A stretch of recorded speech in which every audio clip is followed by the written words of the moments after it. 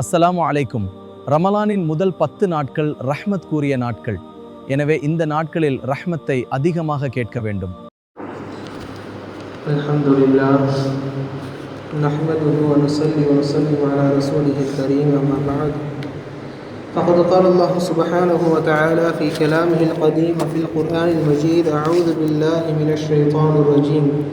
بسم الله الرحمن الرحيم. أبى واستكبر وكان من الكافرين. صدق الله العظيم. எல்லா புகழும் எல்லாம் அல்ல அல்லாஹ் ஒருவனுக்கு உரித்தாகட்டுமாக. சலாத்தும் சலாமும் ஸல்லல்லாஹு அலைஹி வஸல்லம் அன்னவர்கள் மீதும் நம் அனைவரின் மீதும் வந்தரட்டுமாக. ஆமீன். இன்று ஓதப்பட்ட சூரத்துல் அஅராஃப் பல நபிமார்களின் வரலாறுகளை தொண்ட ஒரு சூறா. அந்த சூறாக்களில் மிக முக்கியமாக சொல்லப்பட்ட ஒரு வரலாறு ஷைத்தான் யார், அந்த ஷைத்தான் என்பவன் என்ன செய்தான் என்பதை குறித்தெல்லாம் அல்லாஹு தஆலா ஒரு நீண்டதொரு பட்டியலாக கூறியிருக்கிறான். இன்றைக்கும் நமக்கும் சிந்தனையும் அதுதான். அருமைக்குரியவர்களே, ஷைத்தான் என்பவன் யார், இப்லீஸ் என்பவன் யார் என்று பார்க்கிற போது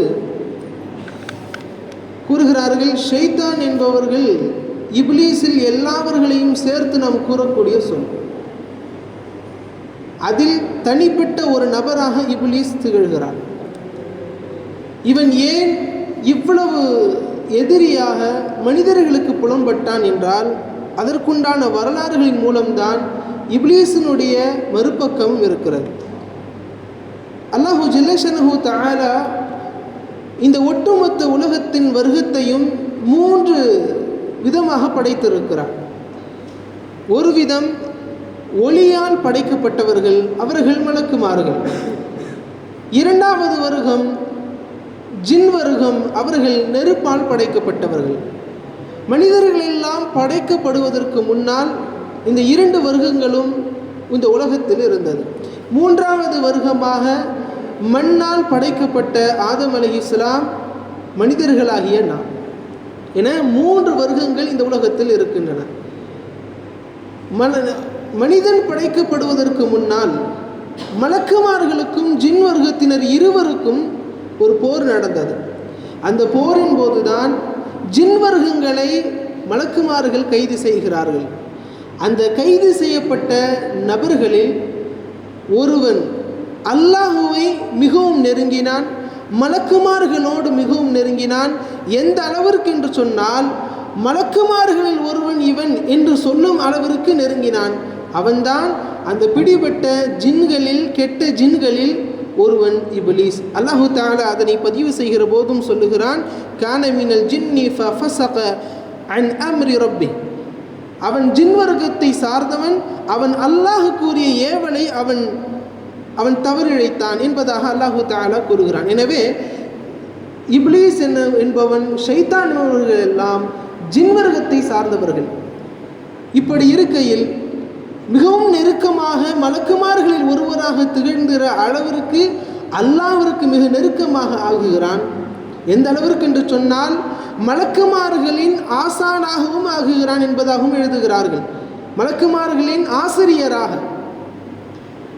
இப்படியெல்லாம் இருக்க அல்லாஹு தஆலா மலக்குமார்களிடத்தில் கூறுகிறான், நான் பூமியில் என்னுடைய பிரதிநிதியை நான் படைக்கப் போகிறேன், மனிதர்களாகிய நம்மை படைக்கப் போகிறேன் என்பதாக கூறுகிற போது, இதற்கு முன்னால் உலகத்தில் வாழ்ந்த ஜின்வர்க்கத்தை பொறுத்து மலக்குமார்கள் சொன்னார்கள், இந்த உலகத்தில் கொலை செய்யக்கூடியவர்கள், தவறுகளை செய்யக்கூடியவர்கள், ஃபசாதை செய்யக்கூடியவர்களா நீ படைக்கப் போகிறாய் என்பதாக அல்லாஹ்விடத்தில் கூறுகிற போது அல்லாஹ் சொன்னான், இன்னி அஅலமு மா லா தஅலமூன், நீங்கள் அறியாதவற்றையெல்லாம் நான் அறிவேன் என்பதாக கூறி மலக்குமார்களே உடைய சொல்லை அல்லாஹு தஆலா அடித்து நொறுக்கிவிட்டு ஆதம் அலைஹிஸ்ஸலாம் அன்னவர்களை அல்லாஹு தஆலா படைத்தான். படைத்தது மட்டுமல்ல, மலக்குமார்களை விடவும் சிறந்தவர் என்பதாக அவரை நிரூபித்தான்.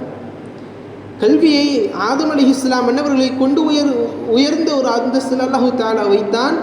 அப்படி வைத்ததற்கு பின்னால் எல்லா மலக்குமார்களையும் அல்லாஹு தஆலா அழைத்து, நீங்கள் ஆதம் அலைஹிஸ்ஸலாம் அன்னவர்களுக்கு நீங்கள் சஜிதா செய்யுங்கள் என்பதாக கூறினார்.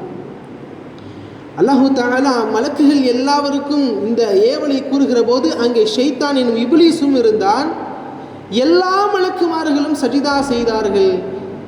ஃபஸஜது இல்லா இப்லீஸ், இப்லீஸ் எனும் ஷைத்தானை தவிர எல்லா மலக்குமார்களும் சஜிதா செய்தார்கள். இங்கேதான் ஷைத்தான் அவனுடைய மறுபக்கமான தவறிழைக்கும் அந்த விதத்தில் அவன் நுழைகிறான். ஷைத்தான் ஏன் இந்த அளவிற்கு நமக்கு எதிரி என்றும் அல்லாஹு தஆலா அருள்மறையில் நமக்கு கூறுகிறான் என்றால், அவன் கொண்ட அந்த விஷயத்தினால்தான். அவன் கொண்டது 2 மிகப்பெரிய ஒரு பாவங்கள். ஒன்று, இப்படி அல்லாஹு தஆலா ஆதம் அலைஹிஸ்ஸலாம் மன்னவர்களுக்கு சஜிதா செய்யுங்கள் என்று கூறுகிற போது, இத்தனை வருடங்களாக நாம் இங்கே இருந்தோம், நமக்கெல்லாம் இல்லாத அந்தஸ்துகள் இன்றைக்கு வந்த இந்த மனிதருக்கா என்ற பொறாமை. இரண்டாவதாக, ஆதம் அலைஹிஸ்ஸலாம் மன்னவர்கள் மண்ணால் படைக்கப்பட்டவர்கள், ஷைத்தான் நெருப்பால் படைக்கப்பட்டவன். எனவே மண்ணை விட நெருப்பு தான் உயர்ந்தது என்ற ஒரு மிகப்பெரும் ஒரு அகந்தை கொண்டதாக அவனுடைய மனதில் பேராசை வந்தது. அதுவே அவனுக்கு பெருமையாக மாறியது. அல்லாஹு தஆலா சொல்லுகிறான், அபா வஸ்தக்பர வ கான மினல் காஃபிரின். அவன் அல்லாஹ் சொன்ன ஏவலை நிராகரித்தான். அவன் பெருமை அடிக்கக்கூடியவனாக மாறினான். காஃபிர்கள், நன்றி கெட்ட கூட்டத்தார்களில் இருந்தும் அவன் சேர்ந்து விட்டான். இப்படியெல்லாம் இருக்கத்தான் அல்லாஹு ஜல்லஷனஹு தஆலா ஆதம் அலைஹிஸ்ஸலாம் மன்னவர்களுக்கு சஜிதா செய்யாமல் இருந்ததை காரணமாக கொண்டு, அவன் பெருமை எடுத்ததின் காரணமாக கொண்டு அல்லாஹு தஆலா அவனை சொர்க்கத்திலிருந்து அவனை வீசி எறிகிறான். அதனால்தான் நாம் சொல்லுகிறோம், அஊது பில்லாஹி மினஷ் ஷைத்தானிர் ரஜீம். வீசி எறியப்பட்ட ஷைத்தானிடமிருந்து அல்லாஹ்விடம் பாதுகாவல் நான் தேடுகிறேன் என்பதாக ஓதுகிறோம். மேலும் பல விதங்களில் அல்லாஹு தஆலா கூறுகிறான், அதுவும் முபீன் என்கிறான், மிக தெளிவான எதிரி. மூன்றாவதாக மரீத், அவன் எதுவும் இல்லாதவன், நன்மைக்கு ஒப்பாதவன் என்பதாக கூறுகிறான். இப்லீஸ் என்னும் பெயரிலேயே அல்லாஹு தஆலா அவனுடைய தன்மையை வைத்திருக்கிறான். இப்லீஸ் என்னும் பெயருக்கான அர்த்தமே நன்மையை விட்டு ஒதுங்கியவன். இப்படியெல்லாம் இருக்கத்தான் 2 மிகப்பெரிய பாவங்கள் ஷைத்தான் செய்திருக்கிறான். ஆதம் அலைஹிஸ்ஸலாம் மன்னவர்கள் மீது கொண்ட அந்த பொறாமை, இரண்டாவதாக தற்பெருமை. இந்த 2 விஷயத்தின் காரணமாக சொர்க்கத்திலிருந்து வீசி அடிக்கப்படுகிறான். அப்படி வீசி அடிப்பதற்கு போது அவன் ஷைத்தான் 2 சத்தியங்களை செய்தான். ஒன்று, அல்லாஹ்விடம் சொன்னான், ஃபலஉக்வியன்னஹும், நான் நிச்சயம் மனிதர்களை நான் கெடுப்பேன். எப்படி கெடுப்பேன்? அவர்களுக்குண்டான இந்த உலகத்தின் ஆசைகள், அவர்களுக்குள்ளே இருக்கிற அந்த இச்சைகளை கொண்டு அவர்களை நான் தூண்டுவேன். அவர்களுக்கு இந்த உலகத்தை நான் அழகாக காட்டுவேன். எதுவெல்லாம் தவறுகள் இருக்கின்றனவோ அவர்களை நான் ஏவுவேன் என்பதாக அல்லாஹ்விடத்தில் கூறினான். சத்தியமிட்டு கூறினான். ஃபபிஇஸ்ஸத்திக என்று குர்ஆனில் வருகிறது, உன்னுடைய கண்ணியத்தின் மீது சத்தியமாக நான் அவர்களை வழிகெடுப்பேன். ஒரு சத்தியம் அல்லாஹ்விற்கு செய்துவிட்டு அல்லாஹும் கூறினான், கியாமத் நாள் வரையும் உயிரோடு இருக்கிற நபர்களில் இப்லீஸும் ஒருவன். இரண்டாவது சத்தியமாக, சொர்க்கத்திலிருந்து வீசி அடிக்கப்பட்டதற்கு பின்னால் எப்படியோ ஷைத்தான் சொர்க்கத்திற்குள் நுழைகிறான். நுழைந்து அங்கே ஆதம் அலைஹிஸ்ஸலாம் அவர்களிடத்திலும் ஹவ்வா அலைஹிஸ்ஸலாம் அன்னவர்களிடத்திலும் சத்தியம் செய்கிறான். கஸமுஹுமா என்று குர்ஆனில் வருகிறது. சொன்னான், உங்களுக்கு நான் நசீஹத்து, நல்லுரையை செய்யக்கூடியவனாக இருக்கிறேன். நீங்கள் சொர்க்கத்தில் இந்த கனியை சாப்பிடுங்கள். அல்லாஹு தஆலா ஆதம் அலைஹிஸ்ஸலாம் அன்னவர்களுக்கும் ஹவ்வா அலைஹிஸ்ஸலாம் அன்னவர்களுக்கும் சொர்க்கத்தில் நீங்கள் எது வேண்டுமானாலும் சாப்பிடுங்கள், ஆனால் இந்த மரத்தை நீங்கள் தொழாதீர்கள் என்றான். ஆனால் ஆதம் அலைஹிஸ்ஸலாம் அன்னவர்கள் அல்லாஹின் மீது பொய் சத்தியம் சென்ற அந்த ஷைத்தானுடைய சொல்லை அவர்கள் கேட்டார்கள். அதனால் அந்த பழத்தை புசித்ததும் அவர்களுக்கான தண்டனைகள் வந்தது. அருமைக்குரியவர்களே, ஷைத்தான் மனிதனை எப்படி கெடுக்கிறான் என்றால், மிக பெரும் ஒரு அற்புதமான விஷயத்தை அல்லாஹு தஆலா குர்ஆனில் கூறி முடிக்கிறான். நமக்கான உபதேசமாகும் அதனை அல்லாஹு தஆலா சொல்லுவான், யா பனி ஆதம் லா யஃப்தினன்னகும் ஷைத்தானு கமா அஹ்ரஜ அபவைக்கும் மினல் ஜன்னா. சொர்க்கத்திலிருந்து உங்களுடைய பெற்றோர்களை அல்லாஹ் அந்த ஷைத்தான் நீக்கியது போல உங்களை அவன் ஃபித்னாவில் ஆழ்த்தி விட வேண்டாம். அவன் அன்ஹுமா லிபாஸஹுமா, அவர்கள் அணிந்திருந்த அந்த ஆடைகளை அவன் உருவினான்.